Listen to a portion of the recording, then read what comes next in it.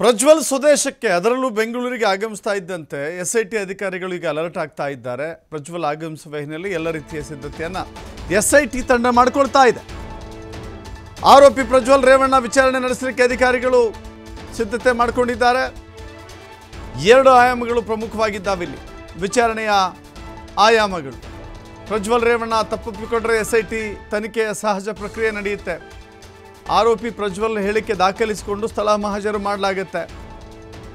ಒಂದು ವೇಳೆ ಆರೋಪ ತಳ್ಳಿ ಹಾಕಿದರೆ ಸಂತ್ರಸ್ತೆಯ ಹೇಳಿಕೆಗೆ ಪ್ರಾಮುಖ್ಯತೆ ಸಿಗುತ್ತೆ. ಆಕೆಯ ಹೇಳಿಕೆಯ ಆಧಾರದ ಮೇಲೆ ಚಾರ್ಜ್ ಶೀಟ್ ಸಲ್ಲಿಕೆಗೆ ಸಿದ್ಧತೆ ಆಗುತ್ತೆ.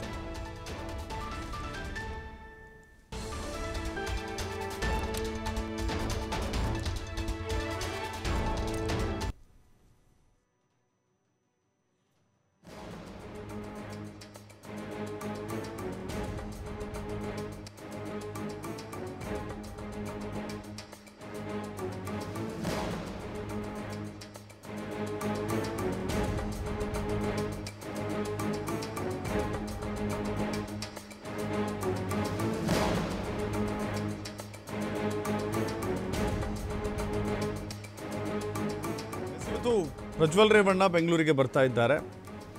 ಪ್ರಜ್ವಲ್ ರೇವಣ್ಣ ತಪ್ಪೊಪ್ಪಿಕೊಂಡ್ರೆ ಅನ್ನೋ ಪ್ರಶ್ನೆ ಇದೆಯಲ್ಲ, ಯಾವ ಆರೋಪಿಯೂ ಕೂಡ ನೇರವಾಗಿ ತಪ್ಪೊಪ್ಪಿಕೊಳ್ಳಿಕ್ಕೆ ಸಾಧ್ಯವಿಲ್ಲ.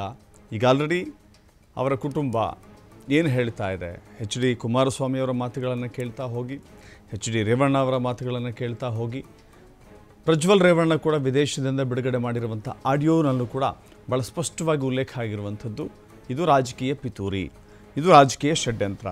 ರಾಜಕೀಯ ಷಡ್ಯಂತ್ರದ ಕಾರಣಕ್ಕಾಗಿ ಈ ರೀತಿಯ ಬಹಳ ದೊಡ್ಡ ಪ್ರಹಾರ ಆಗ್ತಾ ಇದೆ ಅಂತ ಹೇಳಿ ಪ್ರಜ್ವಲ್ ರೇವಣ್ಣ ಹೇಳಿದ್ದಾರೆ. ಇದನ್ನು ನಾನು ಬಂದು ಎದುರಿಸ್ತೇನೆ, ರಾಜಕೀಯವಾಗಿ ಇದು ನಾನು ಬೆಳೀತಾ ಇದ್ದೀನಿ, ತುಡಿಯುವಂಥ ಪ್ರಯತ್ನ ಅಂತ ಹೇಳಿ ಪ್ರಜ್ವಲ್ ಒಪ್ಕೊಳ್ತಾರೆ ಅನ್ನೋದಕ್ಕೆ ಇಲ್ಲೇ ರೂಲ್ ಔಟ್ ಮಾಡಲಿಕ್ಕೆ ಸಾಧ್ಯವಿದೆ. ಪ್ರಜ್ವಲ್ ಒಪ್ಪಿಕೊಳ್ಳಲಿಕ್ಕೆ ಸಾಧ್ಯವಿಲ್ಲ ಅಂತ ಅವರ ಮಾತುಗಳೆಲ್ಲ ವ್ಯಕ್ತವಾಗ್ತಾ ಇದೆ. ಇನ್ನು ತನಿಖೆ ಇಂಟ್ರಾಗೇಷನ್ ಮಾಡಬೇಕಾಗತ್ತೆ. ಸಂತ್ರಸ್ತೆಯರು ನೀಡಿರುವಂಥ ಹೇಳಿಕೆಯನ್ನು ಆಧರಿಸಿ ಇವರಿಗೆ ವಿಚಾರಣೆಯನ್ನು ಎದುರಿಸಬೇಕಾಗತ್ತೆ.